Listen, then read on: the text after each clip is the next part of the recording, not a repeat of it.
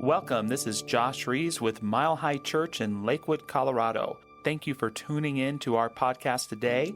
For more information about our church, please visit our website, milehighchurch.org. So today, my talk is entitled, Don't Go Back to Sleep. Don't go back to sleep.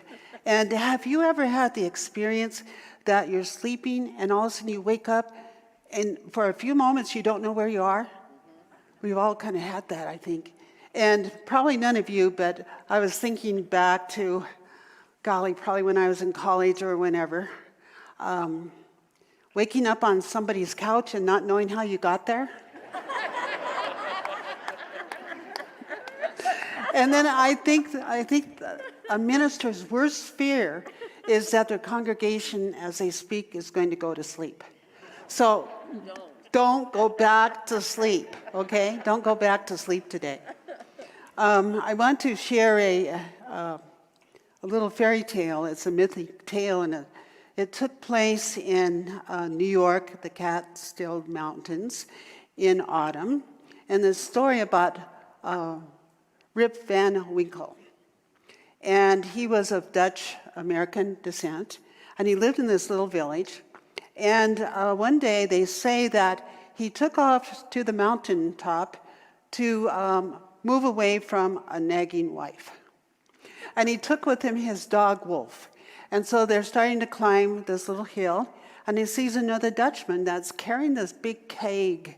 And so he walks up to help take this keg to the top of the mountain where there were other Dutchmen up there.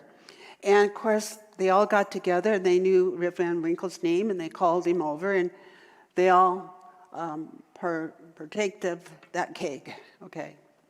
Well, the story goes that he fell asleep and he slept for 20 years. And when he woke up, his musket that he had carried with him up that hill with Wolf, his dog, his musket was all rusty. And his beard was very, very, very long. No one was on the mountaintop. So he came back down to his little Dutch village and everything had changed. People didn't really know him anymore, and he didn't know them. I just found that an interesting tale because perhaps we too have discovered shocking changes in the last 18 months, where we've come down to our village and things have just changed.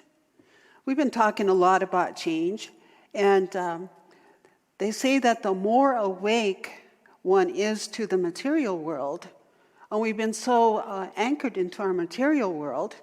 You know, now we hear on the news that the trucks aren't going to be here for presents for Christmas, and gosh, we can get caught up in all that, can't we? It's so easy to get caught up. But the more awake one is to the material world, the more one is asleep to spirit. So today, we are living in times which are demanding us to stay awake. And the great, precious Persian poet Rumi, he said this, "The morning breeze has secrets to tell you. Don't go back to sleep. Don't go back to sleep." I know that our indigenous leaders are saying that we are in a new cycle. We're in a new cycle of spiritual awareness, and that anything that is not of spiritual integrity, anything that is corrupt, is going to be challenged. Because this new cycle is bringing us into what we know in our hearts, the compassion, the love, the caring, knowing that we are all one big family, all of us, but let's stretch that out to the world. We are all one big family. And we live on the preciousness of Grandmother Earth. So we're coming back to being reminded of that and remembering our spiritual integrity. So it's asking us to remember that and not to fall asleep. But however, I know that we tend to go unk. That's my definition for unconscious. And I believe that there's probably a lot of people out there in the world, they're not in this room, but they're out there in the world, that are unconscious. And hopefully they're not driving a car. But Dan Millman wrote, "You can live a whole lifetime and never be awake." And perhaps you have known individuals where they just stay asleep into the upset, the conditions, and the effects. And it's about awakening that takes place moment by moment for each one of us. I was thinking about being awake, and to be awake, a lot of times we move into places that are filled with fear for a moment, and it's asking us to stay awake. And for some reason, a couple weeks ago on YouTube, I was watching this man teaching a lady to climb 45 feet high, to stand on a little platform, and to swing across. There was a net 25 feet lower there, 25 feet though, and to swing across to the other side to see what it would be like to be on a trapeze. So I watched this and I thought, boy, and the lady first, okay, I have all the instructions how to do life here. Now I'm going to climb this ladder. And she got all the way up there. And then the bar came to her, and they said, hold to the bar. Now I want you to jump out here and swing to the other side. But it was a lot of work, because when she was swinging, they kept saying, you got to move your legs back and forth in order to have that momentum to be able to get to the other side. I thought that was a great metaphor. We're asked to climb that ladder of spiritual integrity. And, we get up there and it's like, wouldn't it be easier just to go to sleep instead of being awake? But now I'm awake and I'm on this platform. And they're asking me to jump. I think that's where we are. We're all being asked to be able to jump. And I sense what happens when we jump and we're doing the work and we're swinging and we let go to that other bar that's coming towards us, that perhaps on that bar is written, believe. Maybe that bar is of light. It would have to be for me to do that. But fear takes us to our core, and we reach forward and we fly. So Ernest Holmes, he said this, as we grow, we change. Life will not let us remain in one place too long. We would become rigid.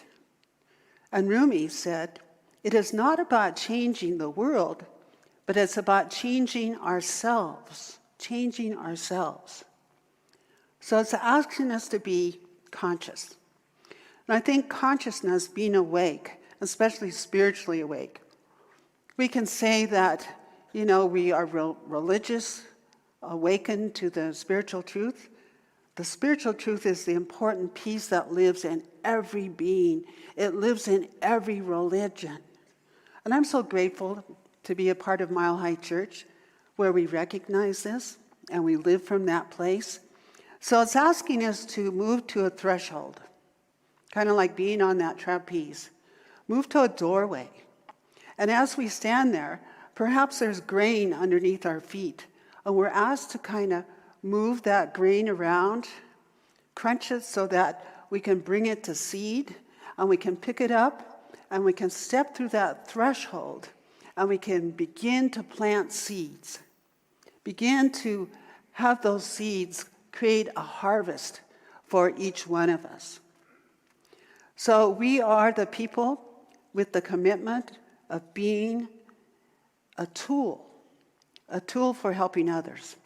That is known as a bridge builder. So I'm anointing each one of you as bridge builders in our life, right where we are right now. And Rumi also said, he said, stay awake, my heart, stay awake. Just stay awake. And the great writer, Henry David Thoreau, he wrote, to be awake is to be alive. Be awake to the core of our being. And so that takes courage. And courage, the word courage, Latin, it's referred to as core.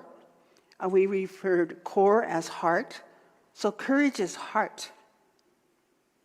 And Mark Nepo, when he was here a couple weeks ago, I hope you all were here. It was a wonderful experience with Mark Nepo and Dr. Roger Teal. It was wonderful. And Mark said this, fear is a reaction and courage is a decision. Fear is a reaction, but courage is the decision to fly. So I ask us today, what are we really interested in? What are we really interested in? And it has been said that there's only 3 forms of interest or 3 forms of cherishing. Hate, fear, or love. And so to be able to focus on that love, and when we're in that place of kind of going back and forth, and unfortunately there are people out there in the world that are focusing on fear and on hate. But for us to recognize it's love that always wins, and to come back to that, because it's love that rules. And my Peruvian friends, elders down there, the Mayans, when the pandemic first hit the world, what they were saying was, they're telling you to go home. Go home and shut your door, cross that threshold, shut your door. They said, what they're really telling you, don't you hear? They're telling you to go back to your heart when they're telling you to go home. And I thought that was interesting, and I've thought about that 101 times. And then it reminded me of a dream that I've had for probably around 10 years. And I share this dream with you. It's that the children are knocking on our door.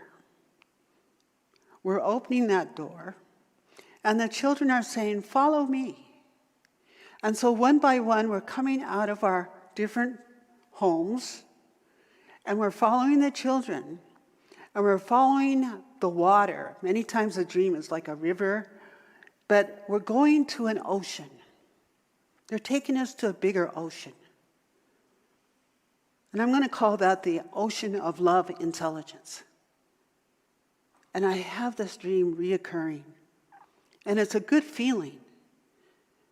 But the elders and the indigenous are telling us that it's so important to combine the wisdom of the children. How many of you were here last week when the kids did the service? Wasn't that sensational? It was. It was incredible. I think it was one of the best ones we've ever had from them. They put their heart and soul into it. But the elders said, listen to the children, and then gather the elders, and have the children and the elders come together, and you will learn so much. You will learn so much. So I sense and know that the children are calling us. So let's not judge our children, but let us discern their wisdom. And let us not put away our elders, but let us bring our elders out in full view. Let us listen to them, and the knowledge will be woven with the threads of wisdom. So once again, Henry David Thoreau said, to be awake is to be alive, is to be alive. And in that aliveness, what I refer to it is omni meaning one. And when I think of the one, I think of the circle. Omni action.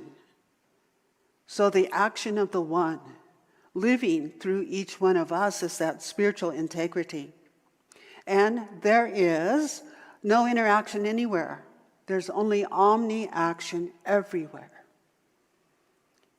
And the interaction is like friction. Friction in our own lives, friction is our judgments, our doubts, our fears are in there. It's friction. So there's no interaction anywhere. There's only omni-action everywhere. And that takes us being a transcendent observer. What do I mean by that? To be able to step back just a little bit. Or if you want to be really crazy and bring out your inner child at home in a safe place, you can stand up on a chair and you can kind of look down at your life and go, whoa, from 45 feet above, I can see that maybe I'm in interaction. I want to come back to that omni-action. I want to be receptive to my life. I want to be a megaphone of light and love to my world.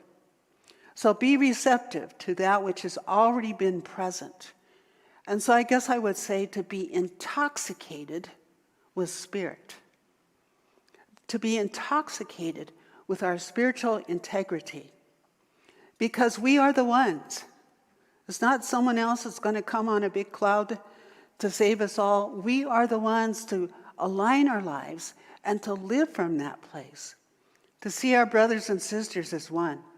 I once had a wonderful Native American gentleman, Dwayne Hollowhorn Bear, who had received so much prejudice growing up.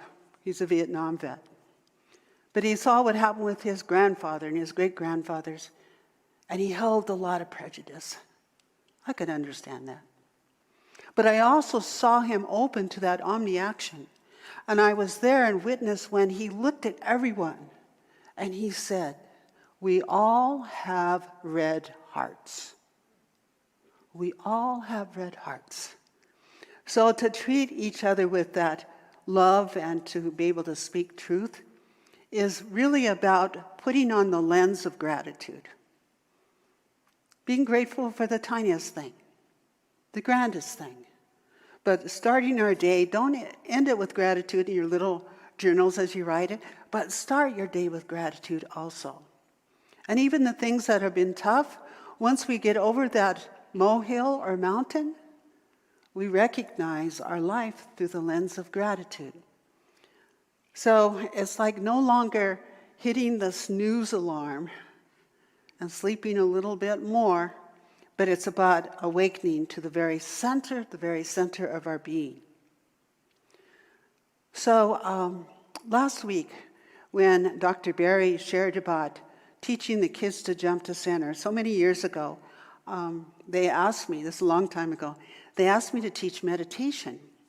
And at that time, I brought up my teepee down because we didn't have classrooms, that many classrooms to put the kids in. So it wasn't a novelty. We just brought it to have a space for the kids. And so they asked me to teach meditation to the children. So, yeah, I contemplated what that would be like. I thought, I got to teach them how to jump to center. So I'm going to teach you all that. So this whole church knows how to jump to center. You don't have to stand up. You can do it right where, in case you want to, but I would probably suggest they stay seated. But I'm going to ask you to put on, this is what I would say to the children. I'm going to ask you to put on your imagination caps. Go ahead, put them on. Wow, you're doing it. I love it. I love it. And I can see yours. And the kids have a big smile. I'm sensing some smiles through our masks. And then I'll say, you need those imagination caps because I'm going to teach you something. And I'll put out my finger like this and kind of draw it for them. And it goes clockwise. I'll say, okay, with our imagination, we're going to draw a circle, a full circle. Now we're going to breathe around that circle. Take a breath. Release it, release it, release it. Now pick up another breath.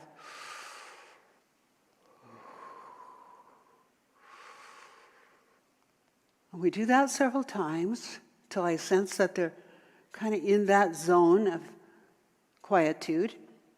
And then I'll say to them, I want you to remember a time when you were loved. I want you all to remember a time you were so loved. And for the children, many times I'll say, maybe it's at Grandma's house with clean sheets and she's tucking you in to sleep well all night with your teddy bear. And every once in a while, there'll be a little kid there that doesn't have a happy face on when I say about love. And I'll make contact with them and I'll say, I want you to know that you're loved. Pretty soon a little smile comes on. And so all we have to do, you can ask Barry, when we have maybe 300 kids in a room, all we have to say to them then, kids, let's jump to center. Wow. They immediately, and they move into love. They move into love. So I would like to close by quoting Mark Nepo once again. Wakefulness is not a destination, but it's a song that humans' hearts keep singing. The way the birds keep singing at the first sign of light. So in this moment, let us just move into prayer. Let us just jump into that center. Let us behold that bar of light that says believe. And I believe. And I believe in the children. I believe in each one of us as spiritual beings, each one of us as a bridge builder of light and love. And I know we move forth from this very service this day with a sense of listening to the birds sing early, early in the morning. Perhaps they're singing your song, and they're saying that you are loved, loving, and you are the beloved. So I just behold that each one of us, that we are open to the highest good. Oh, we're so open to our healing, our abundance, and to sharing. And for this, I am grateful. And I know these words as spoken today have been released into that, perhaps that ocean of love intelligence that knows how to flow and how to float with the buoyancy of love. And so I'm ever so grateful, and I declare this into being, and so it is. Amen.